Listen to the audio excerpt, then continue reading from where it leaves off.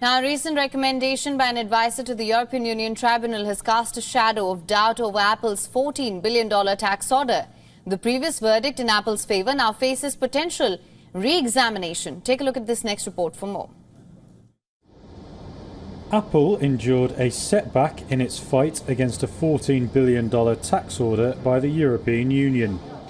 An EU tribunal ruling in favour of Apple contains legal errors and must be reviewed. That's according to an advisor to Europe's top court on Thursday. Back in 2016, the European Commission argued Apple benefited from more than 2 decades from Irish legislation which artificially lowered its tax burden. But then 3 years ago, the EU's General Court upheld a challenge from the tech giant. It argued regulators had not met the legal standard to show Apple had enjoyed an unfair advantage. Now Advocate General Giovanni Pietruzella at the EU Court of Justice, or CJEU, is disagreeing. He says CJEU judges should set aside the General Court ruling and refer the case back to the lower tribunal. The original tax case against Apple was part of a crackdown led by EU antitrust leader Margrethe Vestager.